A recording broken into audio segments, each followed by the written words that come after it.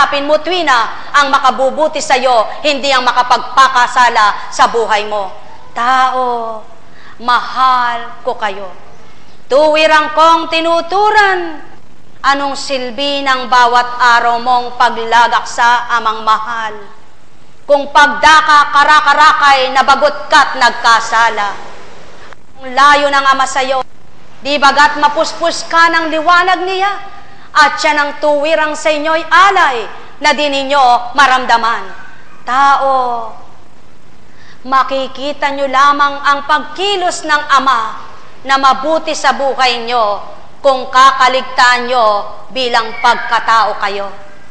At ang tatanggapin nyo kung ano ang tinanggap nyo, yaong tinuturang Espiritu Santo. Sapagkat ang wika nga, mapaghaharian ka tao, kung isip at damdamin mo'y nilalayong ilagak sa amay to. Subalit kung sa tuwin ay may damdaming katwirang pagkatao, hindi mamamatay ang pagkakasala mo sa bawat araw. Tao, mahal ko kayo. Sa taong mahirap tanggapin ang totoo, mahirap siyang magbago. Subalit sa taong tinanggap ang totoo, mamamatay ang kasalanan, mabubuhay kabutihan. Sumayin nyo ang kapayapaan, mga minamahal. Hindi mahirap ang pagbabagong buhay. Nasa tao lamang na nagtataglay ng kanyang buhay. Nasa tao lamang may sariling katwiran, may sariling damdamin, may sariling kagustuhan. Paano ka magsasabi sa kapwa mo, patawarin mo ang nagkasala sa iyo, kung ikaw mismo di mo mapatawad ang nagkakasalang kabiyak ng puso mo? Dili kaya'y kaibigan mo?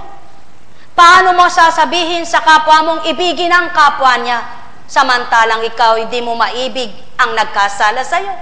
O tao, sinong mandaraya?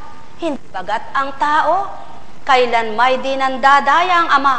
Bagkos ang tao ang mandarayang totoo, sapagkat sa katwiran niya bilang katauhan, dinadaya niyang mabuti, ginagawa niyang kamalian.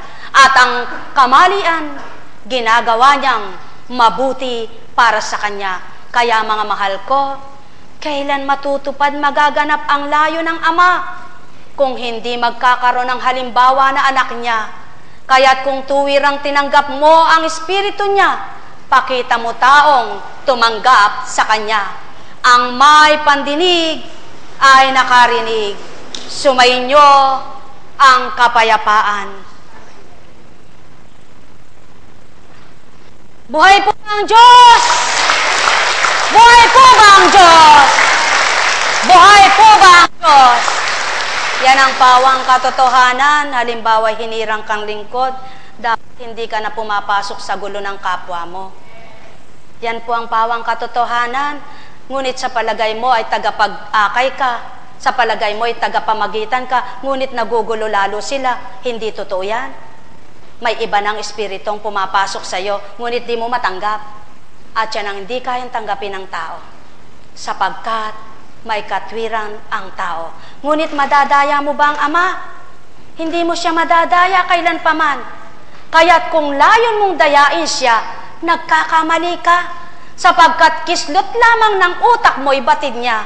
Tibok ng puso mo'y nararamdaman niya. Yung pa kayang salita mo ang di marinig niya. Mga mahal ko, kahabag-habag po. Sapagkat kapag ang tao'y nandaya ng sarili niya, siya rin ang masasaktan at masasakitan. Kaya't kung tuwirang nakilala mo ang Ama, huwag mong sabihing maraming magagalit sa iyo.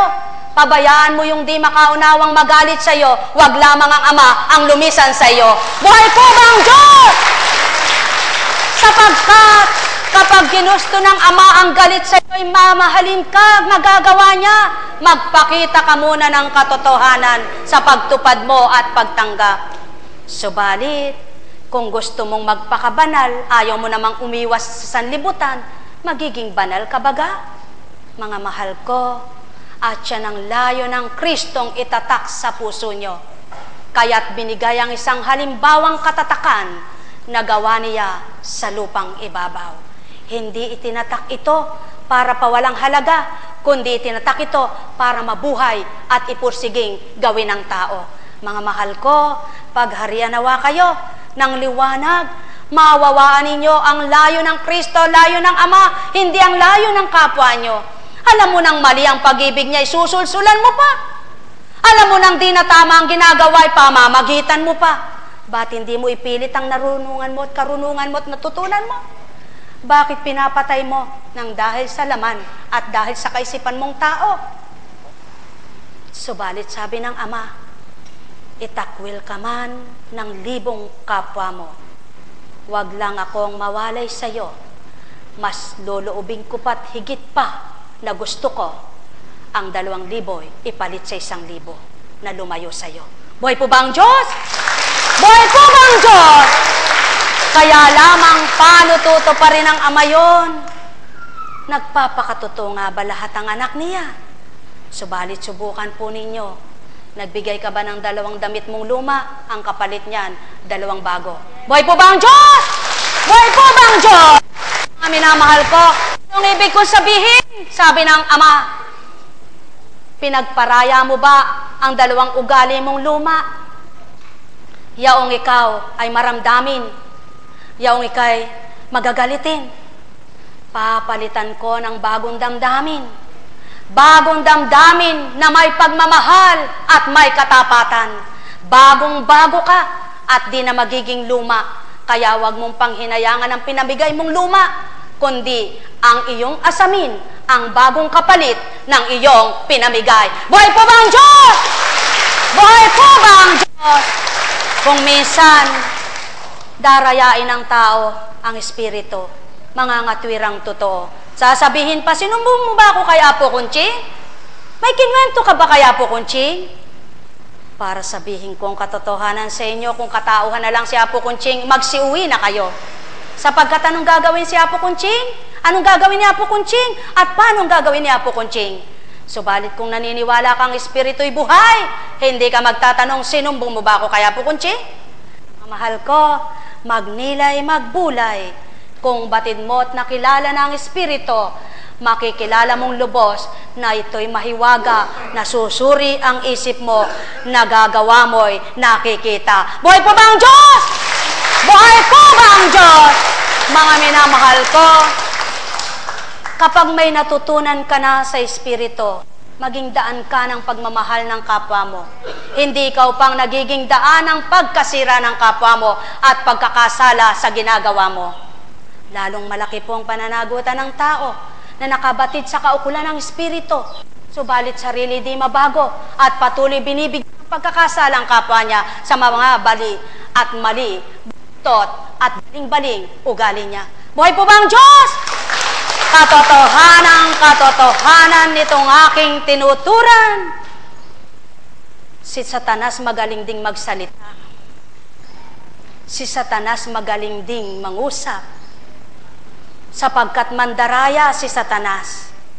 Subalit mababatid mo kung ang Kristo at si Satanas ang magaling na nangusap. May kalakip na gawa sa kanyang tinuran ng Kristo. Subalit ang demonyo at si Satanas, sa salitang mainam, pagwawasak naman ang ginagawa. Kaya tao, madaling masurit, malirip ninyo ang gawang Espiritu Santo at gawang Diablo. Tao, itakwil mo ang nangunguna sa iyo. Tanggapin mo ang totoong marapat tanggapin mo. Nang makalaya ka sa balumbong ng dilim na dinadaya ang sarili. Sumainyo ang kapayapaan, mga minamahal. Paano kang mangangasiwa? Paano kang mamumuno? Kung ang gawa mo'y mali, kung ang gawa mo'y di tama. Paano kang mamumuno? Paano kang maghahari kung mayroon kang tinatangi? Tao, katotohanan ng tinuran ko, ibang paghahari sa lupa at paghahari ng Ama. Kaya't kung ang tinanggap mo ay espiritu niya, patunayan mong napagharian ka, hindi sa pagkampi-kampi, kundi sa pagbuo sa kapwa mo. Alalaumbaga, ang iniiwan mo ay katauhan mo. Ang binubuo ng Ama ay ang buhay mong totoo. Tao, mahal ko kayo. Tuwirang kong tinuturan, mahal na mahal ko kayo. Ang may pandinig ay nakarinig.